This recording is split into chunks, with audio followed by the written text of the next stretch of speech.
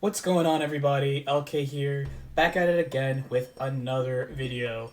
And today, something that's been requested for a little while: what things are actually holding you back in Dragon Ball Fighters? So I've been playing on PSN a bunch during the lockdown that we've had right now, and I play people of like all sorts of skill levels for like online play, like slowly rising the ranks. And I notice a lot of patterns in how people play. Now, of course, if you're just like a casual player looking for some quick tips, this will help you. But if you're actually looking to like try to take the next step, then these tips are mostly immediately applicable. One of these things are not so immediately applicable, but it's something that you should address in your play to really tighten up your gameplay. So where I want to start with is clean inputs. And what I mean is pressing buttons a certain way so that you only get things when the opponent touches you.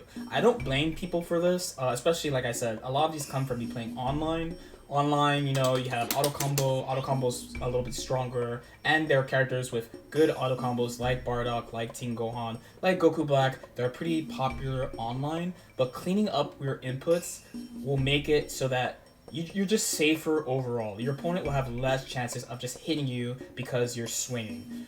An easy way to show this off would be this. Okay, so I'm using Bardock's jump medium because, you know, generally the first hit doesn't catch people.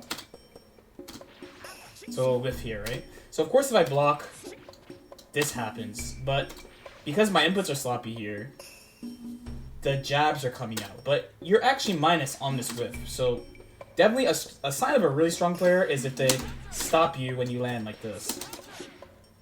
So, but if you clean your inputs up,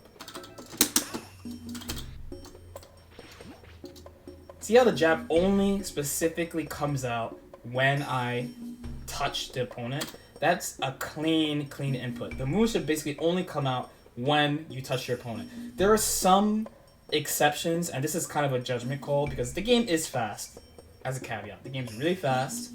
Sometimes it can be hard to judge this type of situation in a high-speed match. But if you get good at doing this, one, you'll see your opponent doing it and punish them, and two, it will be harder for your opponent to punish you because your inputs are clean.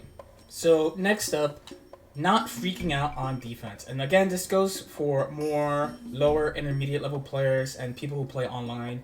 I really understand it's scary to block, especially if this is your first fighting game. The game is, again, fast, high offense oriented, right?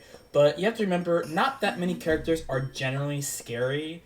Normally, they have to set up their offense to actually present something to you that is strong or can hit you or is a 50-50 or whatever. When they're just swinging, almost everything they do is minus, especially in this patch 2 where they nerfed stagger, so if they have no assists, then they could really only attack by themselves. Specific characters have things that are scary about them, but in general, most characters are just pretty straightforward and basic. So once you get this point, you can really just relax on defense and try to make calm decisions on defense. The last thing you want to do is stress out and be mashing too much against your average opponent. I see this far too much online, for example.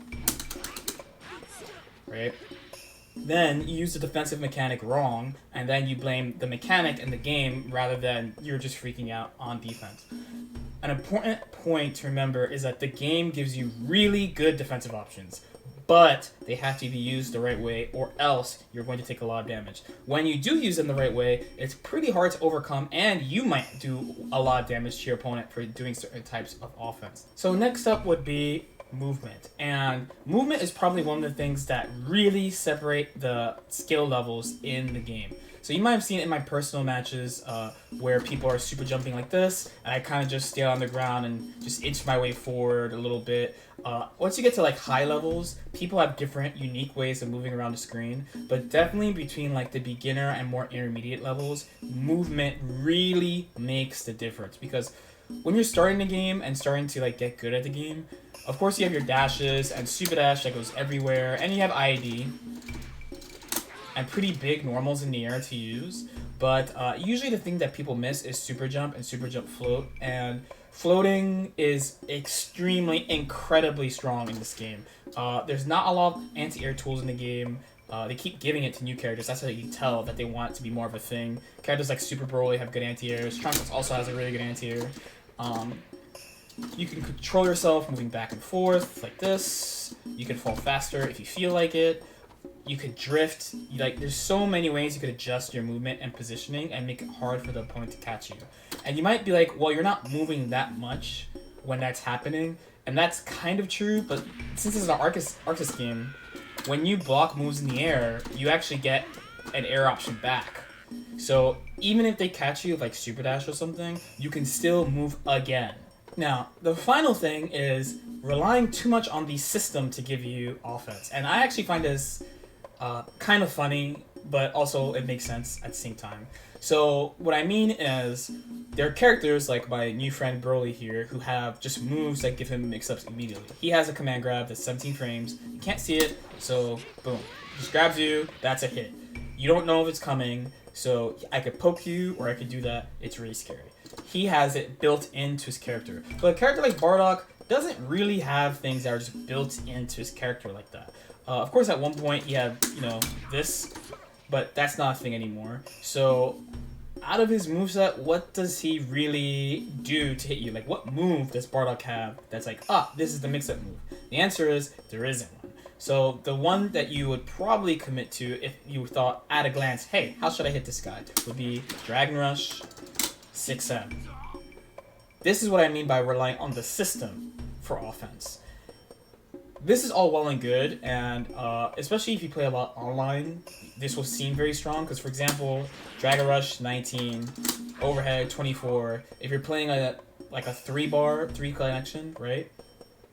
That would make your 24 frame overhead a 21 frame overhead, which is pretty fast. Dragon Rush becomes like 16 frames raw, which is definitely unreactable, right? So it seems very strong. But if you go and play like high-level players offline, all of a sudden they're blocking all the 6Ms, they're teching all the Dragon Rushes, or jumping away from your Dragon Rush, or backdashing your Dragon Rush, or super dashing your Dragon Rush somehow. And you're just like, I can't hit this person. I highly recommend trying to find ways to actually legitimately hit people. These things, 6M and Dragon Rush, do have their place, but the way you actually use them to effectively hit somebody has to be built in a way so that you can actually get them to be scared. Just doing them will not actually scare an opponent. So how do you go about actually creating mix-ups like this then? So the easiest way would be to honestly just copy somebody who plays your character. That is definitely the quickest way to go about it. So for example, I have Bardock, GT, SSJ here, and at the time when I played them, I kind of figured this out pretty quickly too. I was like, man, I don't really have ways of hitting people unless I use like 6M or Dragon Rush, so I have to come up with something else.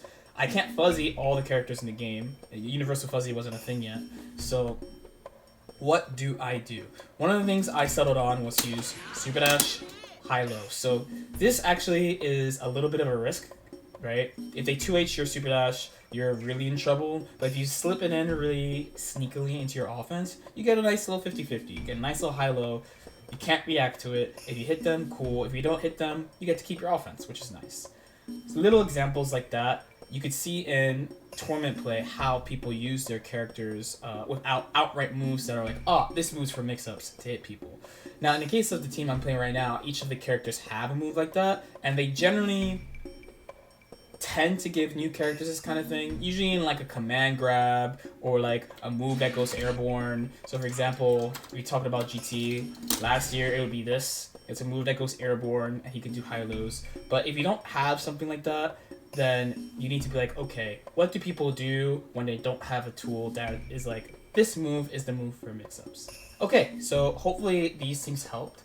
Now, maybe if you thought on the last point, well, okay, how do you actually use 6M and DR the right way, or how do you condition people to be scared of these things and set these things up? That's a kind of its own discussion that would take a little bit, but that will come soon on the channel. If you have any other questions though, definitely leave them in the comments, like and subscribe if you feel like it, and I'll see you next time.